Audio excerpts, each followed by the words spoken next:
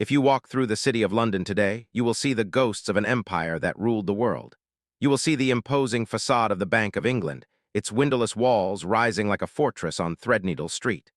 You will see the Lloyd's building, the insurance exchanges, the merchant banks that once financed half the globe. You will see the infrastructure of financial supremacy. In 1914, the City of London was not just the financial capital of Britain. It was the financial capital of the world. The pound sterling was the global reserve currency. British banks financed Argentine railways, Indian cotton mills, and American steel factories. The gold standard, administered from the vaults beneath Threadneedle Street, was the operating system of international trade. When London spoke, markets listened. But the men who ran this system made a catastrophic assumption. They believed that what had worked before the Great War would work again after it. They believed that restoring the pound to its pre-war value would restore British power. They believed that prestige and tradition could override mathematics. They were wrong. They forgot that war had fundamentally changed the balance of global wealth. They forgot that America had become the world's creditor while Britain had become its debtor. They did not realize that by forcing the pound back to an impossible exchange rate, they would strangle their own industries, crush their own workers, and hand economic leadership to New York forever. This is the story of one currency decision. On April 28, 1925, Winston Churchill, Chancellor of the Exchequer, announced Britain's return to the gold standard at the pre-war parity of $4.86 to the pound. It was meant to restore British glory. Instead, it triggered the general strike, prolonged mass unemployment, and set the stage for the Great Depression. It was, in the words of John Maynard Keynes, a policy designed to deliberately reduce everyone's wages by 10%. This is not just a story about exchange rates and gold reserves. It is a story about how pride, orthodoxy, and the refusal to accept new realities can destroy a nation's future. It is a warning that echoes through every currency crisis since. To understand why Churchill's decision proved so catastrophic, we must go back to the world that existed before August 1914. The classical gold standard was the foundation of Victorian prosperity. Under this system, the pound sterling was defined as a fixed weight of gold. Anyone could walk into the Bank of England and exchange paper notes for gold sovereigns at a rate that had remained unchanged since 1717. This convertibility was the bedrock of British financial credibility. The system worked because Britain was the world's banker, manufacturer, and trader combined. British factories produced goods that the world wanted to buy. British ships carried those goods to every port on Earth. British banks financed the transactions. Gold flowed in and out of London in a self-regulating dance that seemed almost natural. When Britain imported more than it exported, gold would flow out, the money supply would contract, prices would fall, and British goods would become competitive again. The adjustment was automatic, if sometimes painful, but the Great War shattered this elegant mechanism. In 1914, Britain suspended gold convertibility to prevent a financial panic. The government printed money to finance the war effort. Prices soared. The pound, which had been worth $4.86 before the war, fell to around $3.40 by 1920. The gold that had accumulated in British vaults during a century of trade supremacy began flowing across the Atlantic to pay for American munitions and food. The numbers were devastating. Britain entered the war as the world's largest creditor nation, with overseas investments worth over £4 billion. It emerged as a debtor, owing more than £1 billion to the United States. The war had cost Britain roughly 40% of its overseas investments. It had cost hundreds of thousands of skilled workers. It had cost the markets that British industry had spent decades developing. Meanwhile, America had undergone the opposite transformation. The United States entered the war as a debtor nation. It emerged as the world's largest creditor. American factories, untouched by bombs, had expanded to supply the Allies. American farmers had grown rich selling wheat to a starving Europe. The gold that had once resided in the Bank of England now sat in the vaults of the Federal Reserve Bank of New York. The shift in financial gravity was absolute. Before the war, New York looked to London for cues.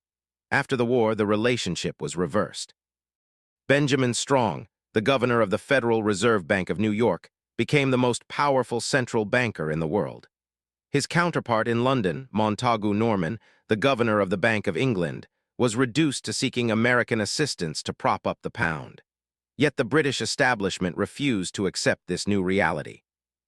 Cunliffe Committee, appointed in 1918 to advise on post-war monetary policy, recommended an eventual return to the gold standard at the pre-war parity. The committee acknowledged that prices had risen during the war. It acknowledged that the pound was worth less than before, but it concluded that Britain must deflate its economy, force down wages and prices, until the pound could once again be exchanged for $4.86. This was not merely an economic policy. It was an act of faith. The men who ran the Bank of England believed that the gold standard was the natural order of things. They believed that the war had been an interruption, not a transformation. They believed that Britain could reclaim its position at the center of the financial universe by sheer force of will. Montagu Norman, the eccentric and secretive governor of the Bank of England, pursued this goal with religious fervor. Norman made annual trips to New York to court Benjamin Strong. He begged for American cooperation. He promised that Britain would restore the pound to its rightful value. He saw the return to gold as essential for London's leadership of the world's financial and monetary affairs. Strong was sympathetic. He believed in the gold standard too. He agreed to help. The stage was set for the decision that would doom British industry for a generation. By the end of 1924, the pound sterling had recovered from its post-war lows to around $4.40. This was still 10% below the pre-war parity of $4.86. The question facing Winston Churchill, newly appointed Chancellor of the Exchequer in Stanley Baldwin's Conservative government, was whether to close that gap. The Treasury and the Bank of England were united in their advice. Return to gold at the old parity. Do it now before the enabling legislation expires at the end of 1925. The prestige of sterling demands it.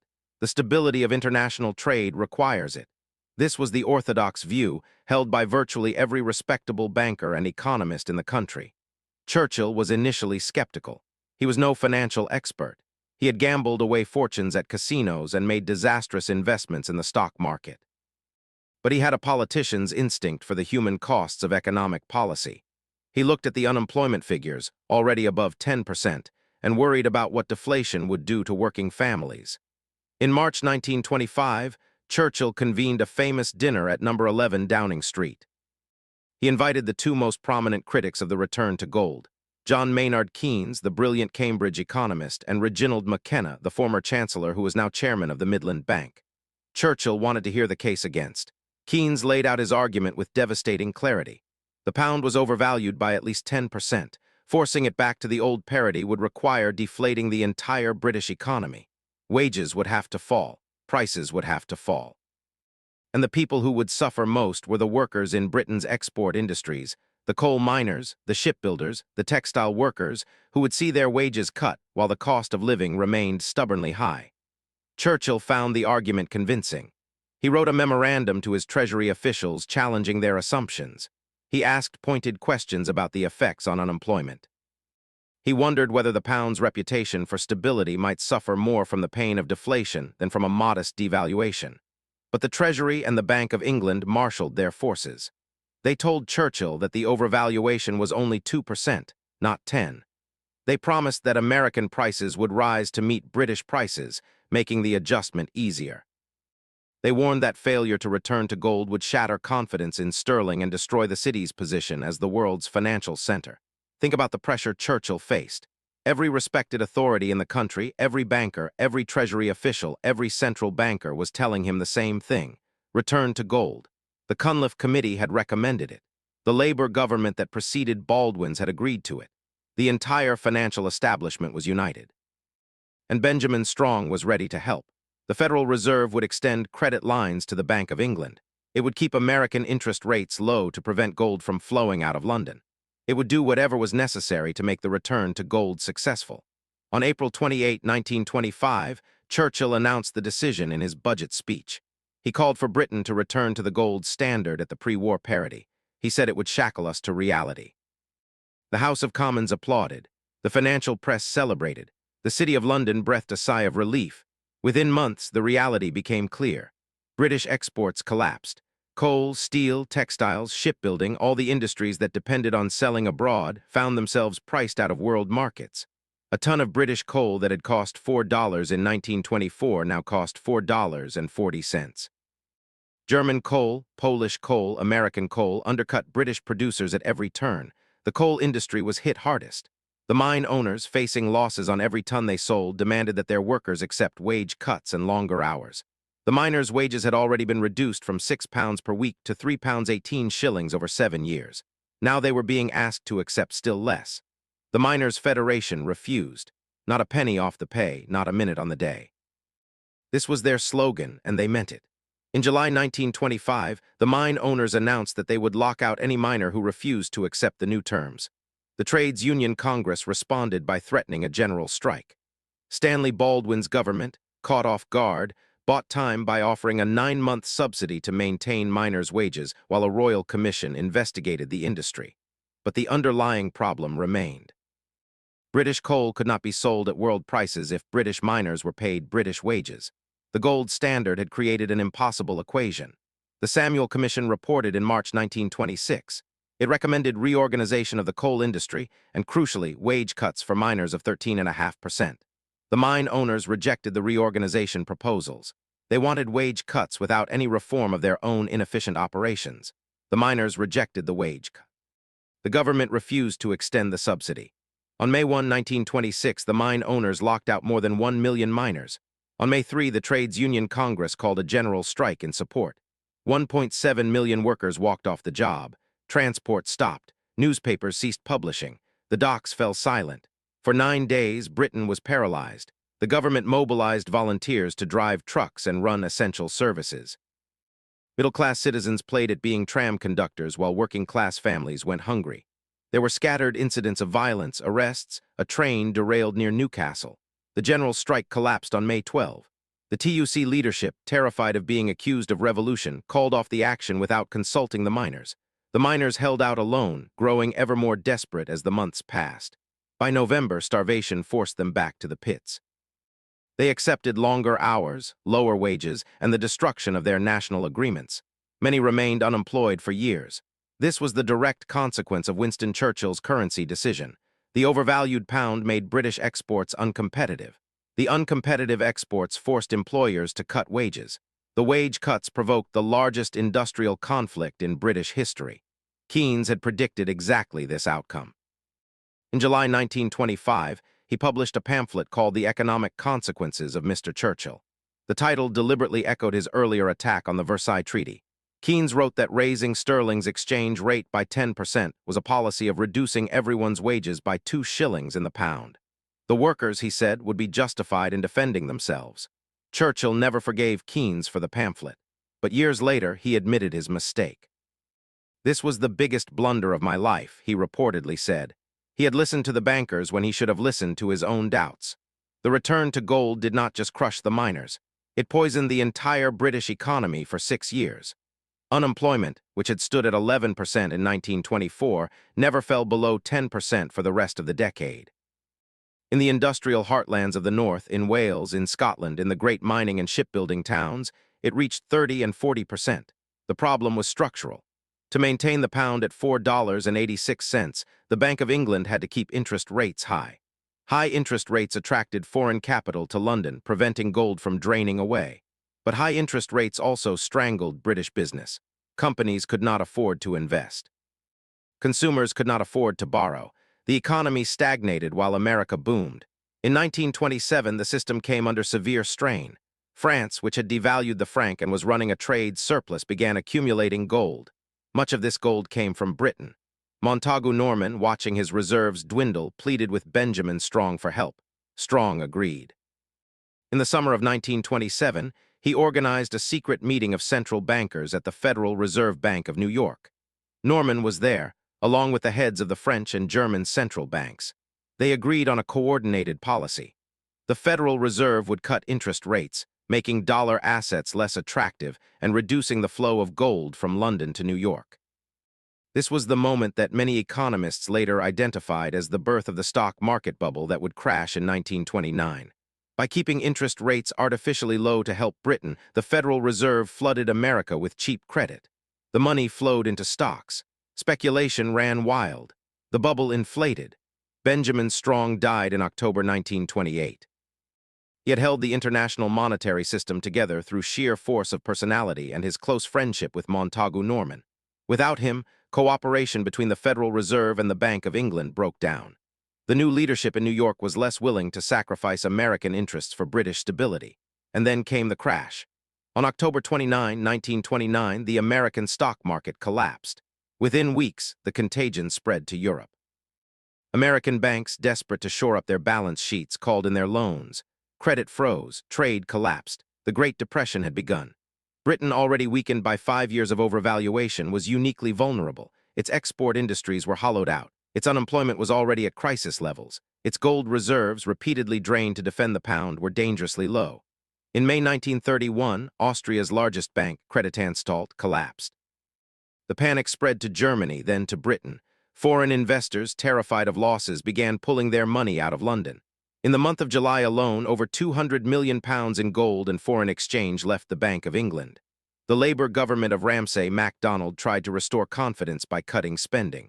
Unemployment benefits were slashed, public sector wages were cut, but it was not enough. The flight of capital continued. On September 15, 1931, the sailors of the Royal Navy at Invergordon refused to put to sea in protest against pay cuts. It was not quite a mutiny, but it was close enough. The markets panicked. If the Royal Navy could not be trusted, what could? On September 19, the Bank of England informed the government that it could no longer defend the pound. The gold reserves were nearly exhausted. Britain would have to abandon the gold standard. On September 21, 1931, the Treasury issued a press statement announcing the suspension of gold convertibility. The pound immediately fell by 25%, from $4.86 to around $3.40. The very rate that Montagu Norman had spent a decade fighting to avoid had arrived anyway. All the suffering, all the unemployment, all the strikes and lockouts and hunger marches had been for nothing. When Britain left the gold standard, a prominent Labour politician made a remark that has echoed through economic history. Nobody told us we could do that. For 6 years, the government and the Bank of England had insisted that defending the pound at $4.86 was essential, non-negotiable, the foundation of British prosperity. And then, almost overnight, it was abandoned and the world did not end. In fact, the opposite happened. The devaluation proved to be the best thing that could have happened to the British economy. Exports became competitive again. Factories that had been idle began to hum. The Bank of England was finally free to cut interest rates, stimulating investment and consumption. By 1932, the British economy was growing while America and the gold bloc countries remained mired in depression. Countries that left gold early, like Britain and the Scandinavian nations, recovered faster than countries that clung to it. France, which stayed on gold until 1936, suffered years of unnecessary deflation. The irony was almost unbearable. The policy that Churchill had been told would save Britain had nearly destroyed it. The policy that the establishment had warned would be catastrophic turned out to be the salvation. But the damage could not be undone. The years of unemployment had scarred a generation. The coal industry never recovered its pre-war position. The shipyards of the Clyde and the Tyne, once the greatest in the world, fell into permanent decline. The manufacturing base that had made Britain the workshop of the world continued to erode, and the financial center of gravity had shifted irrevocably across the Atlantic. Before the war, London had been the undisputed capital of global finance. After 1931, that title passed to New York. The dollar replaced the pound as the world's reserve currency. American banks replaced British banks as the financiers of global trade. This was the true cost of Churchill's decision, not just the unemployment and the strikes and the human misery, but the permanent loss of financial leadership. Britain had gambled its future on restoring the old order, and it had lost. The men who made the decision escaped largely unscathed. Winston Churchill went on to become the savior of his country in the Second World War. Montagu Norman remained governor of the Bank of England until 1944, though his reputation never recovered from the 1931 debacle. The Treasury officials who had advised a return to gold continued in their posts, their careers undamaged. It was the workers who paid the price. The miners of Durham and South Wales, the shipbuilders of Glasgow and Newcastle. The textile workers of Lancashire. They lost their jobs, their homes, their communities. They marched from Jarrow to London in 1936, a desperate plea for work that fell on deaf ears. The political consequences were equally severe. The Labour government that had tried to defend the gold standard collapsed in 1931, replaced by a national government dominated by conservatives. The trade union movement, defeated in the general strike, lost members and influence throughout the 30s. The working class, betrayed by both their own leaders and the establishment, turned increasingly to more radical solutions. In Germany, The deflationary policies associated with the gold standard helped bring Hitler to power. The unemployment and desperation that the Nazis exploited were partly the consequence of the same rigid monetary orthodoxy that had strangled British industry. The international monetary system itself was shattered. The gold standard, which had promised stability and predictability, had delivered instead chaos and depression. When the architects of the post-war order met at Bretton Woods in 1944, they were determined to avoid repeating the mistakes of the interwar years. The system they created, with fixed but adjustable exchange rates and international cooperation, was designed specifically to prevent another Churchill moment. John Maynard Keynes, who had been the most vocal critic of the 1925 decision, was one of the principal architects of Bretton Woods. He had seen firsthand what happens when monetary policy is captured by orthodoxy and prestige. He spent the rest of his life trying to build institutions that would prevent such disasters from recurring. The story of Britain's gold standard disaster contains lessons that have been learned and forgotten repeatedly in the decades since. When countries fix their exchange rates at unsustainable levels, the adjustment always comes eventually. The only question is how much suffering precedes it. In 1992, Britain entered the exchange rate mechanism at a rate of 2.95 Deutschmarks to the pound. The rate was too high. British exports became uncompetitive. Interest rates had to be raised to defend the currency. The economy slid into recession. On September 16, 1992, Black Wednesday, speculators attacked the pound. The Bank of England raised interest rates to 15% in a desperate attempt to stop the outflow of capital. It was not enough. Britain was forced out of the ERM, the pound devalued, and the economy began to recover almost immediately. The parallels to 1931 were unmistakable: an overvalued exchange rate, high interest rates to defend it, economic stagnation. And then a forced exit that turned out to be liberating. The pattern repeats because the underlying dynamics never change. Politicians want stable currencies because they sound responsible. Bankers want fixed exchange rates because they make international transactions easier. But when the fixed rate diverges too far from economic reality, something has to give. Either wages and prices must fall, which is politically and economically devastating, or the exchange rate must adjust. The gold standard taught us that rigid monetary rules cannot override economic fundamentals. You cannot make a country richer by pretending its currency is worth more than the market will bear. You cannot restore past glory by refusing to acknowledge present weakness. Churchill wanted to shackle Britain to reality, but the reality he chose was the reality of 1914, not 1925. He shackled his country to a ghost. The Bank of England today keeps the official press statement from September 21, 1931 in its archives. It is a reminder of what happens when central bankers put prestige ahead of prudence, orthodoxy ahead of evidence, tradition ahead of adaptation. Every fixed exchange rate regime since has eventually collapsed or been abandoned. The gold standard, the Bretton Woods system, the European exchange rate mechanism, countless currency boards in developing countries. The lesson is always the same. Economic reality cannot be legislated away. Remember that the next time someone tells you that a currency must be defended at all costs. The Bank of England still stands on Threadneedle Street. Its vaults still hold gold, though far less than in the glory days of empire. The City of London is still a major financial center, though New York long ago surpassed it. If you look closely at the building, you will see no windows on the ground floor. The architects designed it to be impregnable, a fortress protecting the nation's wealth. But no fortress can protect against the enemy within. The threat to British prosperity in 1925 was not foreign speculators or economic saboteurs. It was the hubris of men who could not admit that the world had changed. Pride goes before destruction. I'm John, and this is the Cinematic Historian channel. Subscribe now to stay ahead of the curve, because when the history books are written, you'll want to be among the few who saw it coming.